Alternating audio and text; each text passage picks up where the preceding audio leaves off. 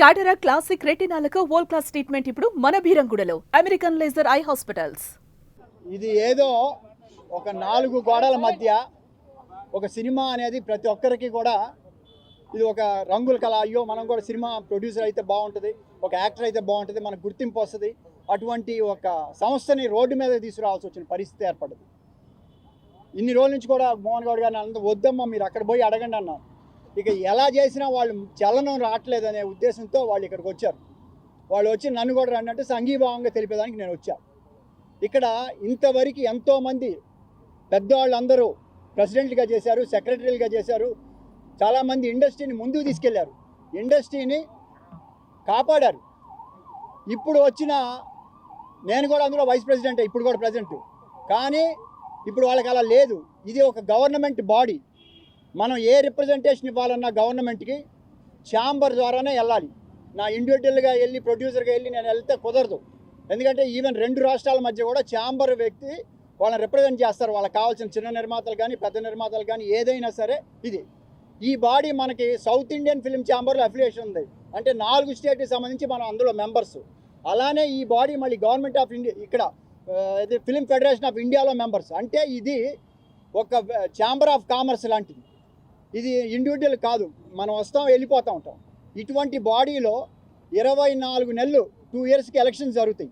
ప్రతి సంవత్సరం 4 క్రాఫ్ట్ అంటే 4 వర్షాలు ఉంటాయి. ప్రెసిడెంట్ ఇది మన ప్రొడ్యూసర్సు, స్టూడియో సెక్టారు, తర్వాత డిస్ట్రిబ్యూటర్స్, ఎగ్జిబిటర్స్, వాళ్ళు ఒక్కో సంవత్సరం ప్రెసిడెంట్గా ఉంటారు. ఇటువంటి దాన్ని మేము 23వ నెలలో ప్రతి సంవత్సరం నెక్స్ట్ ఎలక్షన్ తారీఖు జనరల్ బాడీని పెడతాం. అప్పుడే వాళ్ళు మార్చాలని చూస్తే కుదరదు అని చెప్పి 24 కంపల్సరీగా పెట్టండి అంటే పెడతామని చెప్పకుండా 24 మీటింగ్ ఇక్కడ జరగాల్సి ఉంటే దీన్ని తీసుకెళ్ళి తిరుపతికి తీసుకెళ్లారు. ఎందుకంటే ఇక్కడ వచ్చి జనాలు గొడవ చేస్తున్నారు. ఇక్కడ లోకల్ తెలంగాణలో ఉన్న వాళ్ళు వచ్చి ఇక్కడ ఏదో ఆడ ఇది చేశారు, అవి పెట్టలేదు అని ఇక్కడ భయపడిపోయి తీసుకెళ్ళి ఆడబెట్టారు. అక్కడికి ఎవరు రారనుకున్నారు.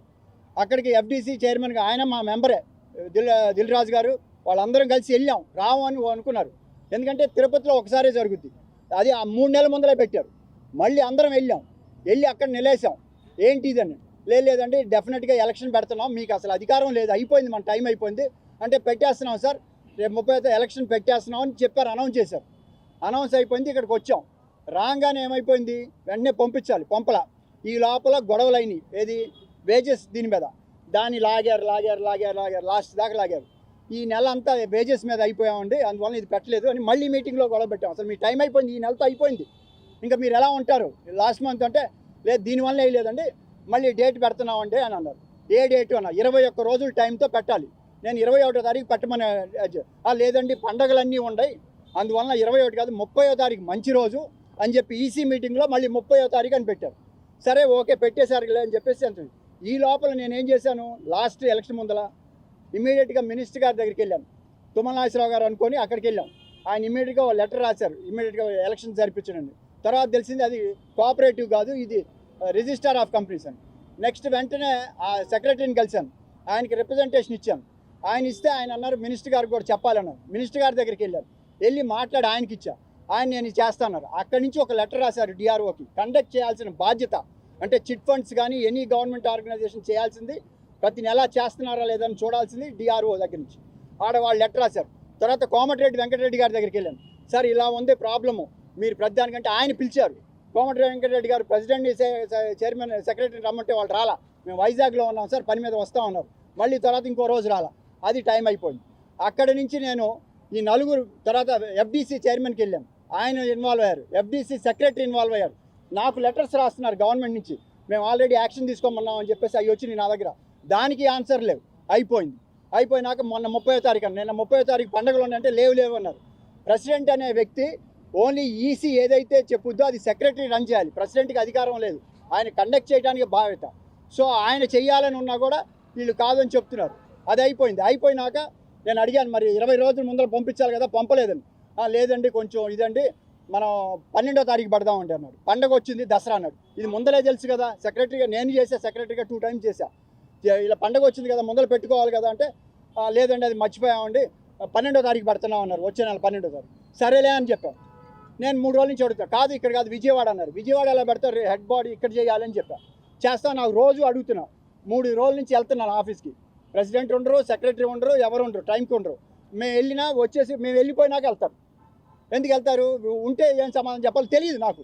మరి నేను ఆ మాట అంటాం కూడా కరెక్ట్ కాదు. వాళ్ళు వెళ్తారు. సో మళ్ళీ ఇప్పుడు వెళ్ళా, ఇక్కడ జరుగుతుంటే ఏం మాట్లాడదామని చెప్పి వెళ్ళి అడిగా, ఏమయ్యా చెప్పారా అన్న. లేదు చెప్పారు సార్, వచ్చే నెల 26వ తారీఖు పెట్టారన్న. 26వ తారీఖు పెడుతుంది. ఈసీలో మీరు ఒకసారి ప్రామిస్, అసలు మనకు అధికారం లేదు. 24 నెలలు అయిపోయింది, 3 నెలలు గడిచిపోయింది.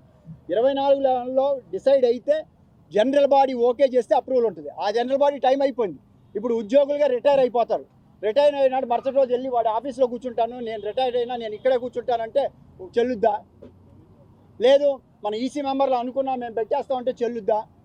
ఇప్పుడు ఉన్నారు ఇక్కడ, గవర్నమెంటే ఉంది. అంటే నేను ఏ గవర్నమెంట్ క్రిటిసైజ్ చేయట్లా. ఇప్పుడున్న రేవంత్ రెడ్డి గారి ప్రభుత్వం ఉంది, మంత్రులు అందరూ ఉన్నారు. మనతో డిసైడ్ అయిపోయి మనం కూడా నెక్స్ట్ 5 ఏళ్ళు మనమే రందాం అంటే కుదురుద్దా? కూరుకుంటారా? అలానే చంద్రబాబు గారు నాకు 165 ఉండే నేను ఇక్కడే ఉంటానంటే కుదురుద్దా? ప్రజాస్వామ్యంలో ఉన్నావా లేకపోతే మన ఇంట్లో నీ సొంత ఆఫీస్లో జరుగుద్ది, నీ సొంత ఇంట్లో జరుగుద్ది, నీ వ్యాపారంలో జరుగుద్ది. అంతేగాని ఒక గవర్నమెంట్ అపెక్స్ బాడీ, ఇది గవర్నమెంట్ ఏ రిప్రజెంటేషన్ ఉన్నా మనం ఇవ్వాలి. వీళ్ళే సరిగా లేకపోతే వీళ్ళు ఇచ్చే రిపోర్ట్స్ మనం చెప్పిన ఏమి ఇస్తారో, వీళ్ళకి ఏం కావాలో అవి రాసి పంపించుకుంటారు, ఆ పనులు చేస్తారు. అదే మళ్ళీ తెలుస్తుంది. నేను యాజ్ ఎ వైస్ ప్రెసిడెంట్గా నాకు తెలియాలి.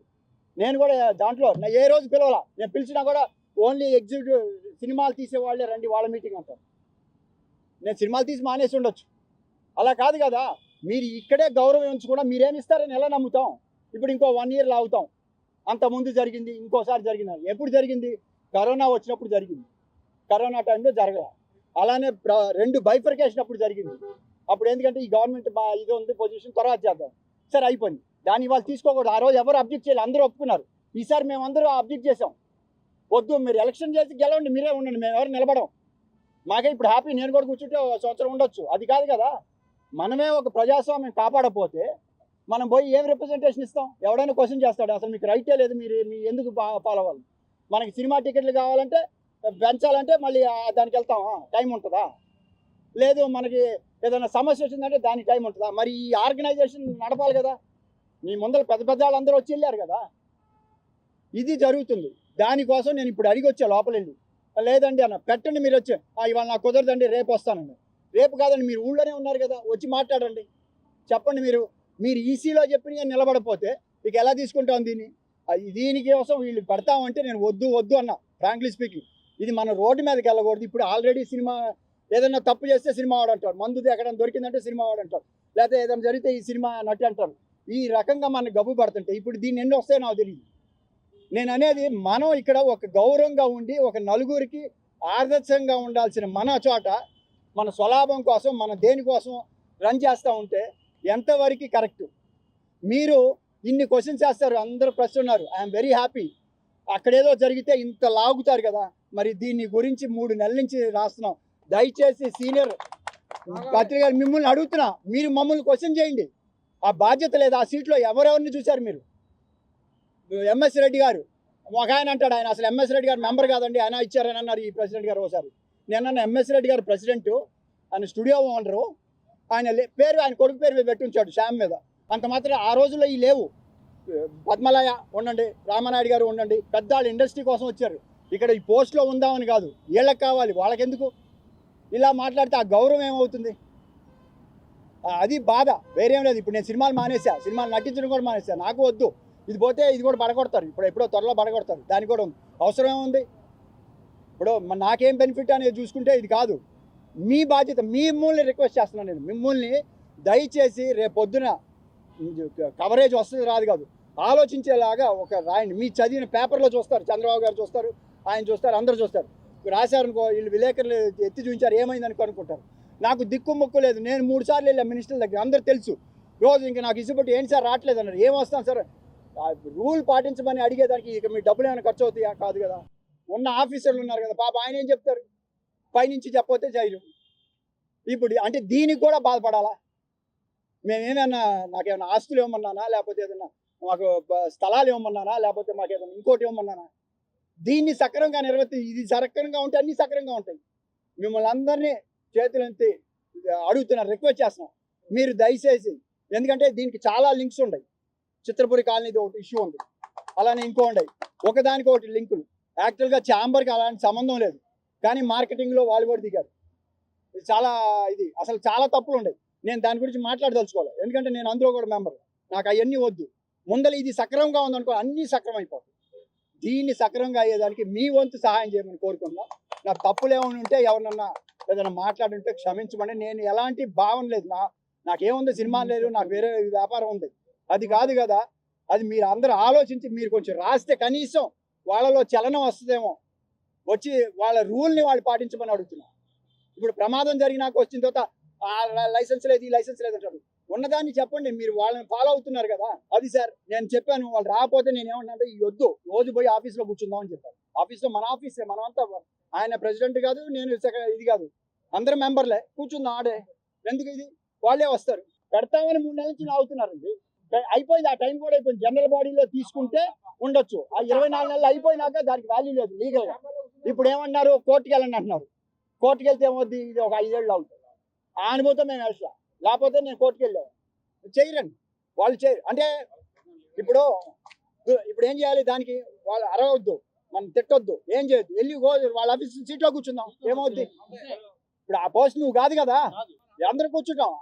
ప్రెసిడెంట్ సీట్ అవన్నీ మనకి అక్కడ మామూలు సీట్లో రోజు కూర్చుంటాం, మన ఆఫీసే కదా, మన అందరం మెంబర్లే కదా. నేను మంత్రులు FDC పాపం ఇదే దిల్ రాజు గారి ముందర చెప్పారు. దిల్ రాజు గారు ఏమన్నాడు, నేనున్నాను FDC చైర్మన్ గా, నేను చేస్తారయ్యా అన్నాడు. నిన్న మొన్న వెళ్ళి కూడా దిల్ రాజు గారికి చెప్పాం, లేదమ్మా వస్తున్నారు, మాట్లాడాం సీఎం గారితో కూడా చెప్తాం. ఇంకా నేను ఆ రోజు అన్నా, ఒక సీఎం గారినే కలవలేదు, మిగతా వాళ్ళందరినీ కలవలేదు. ఇప్పుడు రాత్రి వచ్చారు, ఇక్కడ కలుద్దాం అనుకున్నాం, కానీ వచ్చిన అకేషన్లో మనం మాట్లాడకూడదు. మనం వెళ్ళే పని కోసమని నేను ఆ గౌరవంతో సభా మర్యాద కోసం నేను చెప్పాలి. ఇప్పుడు ఇవాళ వచ్చారు, ఇక్కడ దాకా వచ్చింది, వెళ్తాం. ఇక వెళ్ళేసి ఆయన అడిగి అపాయింట్మెంట్ తీసుకొని, సార్ ఇది మేము ఏం అడగట్లా, మాకేమి ఇవ్వమని అడగట్లేదు, దాన్ని నిర్వర్తించండి, గెలిచి రమ్మనండి, మేము ఎవరు నిలబడం, గెలిస్తే వాళ్ళు నెచ్చుకుంటే ఓకే, వాళ్ళ ఇష్టం. 22 ఏళ్ళు ఎవరు అడిగే ప్రసక్తి లేదు కదా. అందులో ఎగ్జిబిటర్స్ టైం, ఇది ఎగ్జిబిటర్స్ టైం ని వాళ్ళకి వచ్చేదాన్ని తీసేసి డిస్ట్రిబ్యూటర్ నేను కంటిన్యూ అవుతాను అది కూడా చెప్పాం. కావాలంటే మీరు తప్పుకోండి, వాళ్ళు ఇచ్చుకుంటే చేసుకోండి అని కూడా చెప్పాం. అది లేదు అంటే ఏం చెప్పగలం దీన్ని. ఎందుకంటే వాళ్ళు ఏమన్నారంటే, మీరు చాలా ధర్నాలు చేశారు, మీరు మీటింగ్లు పెట్టారు, ఏం వచ్చింది కవర్ అన్నారు. అది కూడా అన్నారు, పేపర్లో ఏం వచ్చింది, ఏం బీకారు అన్నారు. ఇది కూడా అన్నారు. రానిండి సార్, నేనే అబద్ధం మాట్లాడలా, నేను ఎవరిని ఇది చేయట్లేదు, ఉన్న వాస్తవం చెబుతున్నాను. లైవ్ రానిండి, లైవ్ ఏముంది సార్, లైవ్ ఏమైనా ఇది చేయటానికి కాదు కదా. కనీసం ఇది ఇన్ని ఎవరైనా చూసినా, నేను ఎవరిని అన్నో ఆ కన్సర్న్ అధికారులని 3 సార్లు ఆయనకే తీసుకొచ్చింది. ఇదేంటి నాకు ఇప్పుడు 2వ లెటర్ కూడా వచ్చింది, సార్ మళ్ళీ మేము మీ రూల్స్ ప్రకారం మాకేం లేదు సార్, కోర్టుకు వెళ్ళి తీసుకురావాలన్నారు. అంటే నేను అన్నాను, రూల్ అన్ని బుక్ పెట్టి ఇదిగోసారి రూల్ ప్రకారం మీరు అడగొచ్చు, అడగండి. మళ్ళీ నాకు లెటర్ పంపించారు, మీకు కావాలంటే కాపీలు ఇస్తాను, మళ్ళీ యాక్షన్ తీసుకోండి అంటే తీసుకుంటున్నాం అన్నారు. ఇప్పటికి 2 నెలలు అయిపోయింది. ఇక్కడ వచ్చి ఇప్పుడు అడిగి వచ్చిందాన్ని రాలేదు సార్. మీరు కొంచెం మీరు పరిశోధకులు కదా సార్, మీరు పరిశోధకులు కదా, మా చేత చెప్పించొద్దు. ఏంటి దీనికి లింకులు, ఈ డ్యూటీ ఏం చేయాలి, దీని లింక్ లేదు చూస్తే మీకే వచ్చేస్తుంది క్లియర్గా. సుమన్ టీవీలో మీ పర్సనల్ అండ్ బిజినెస్ ప్రమోషన్స్ కోసం కింది నెంబర్కి కాంటాక్ట్ చేయండి.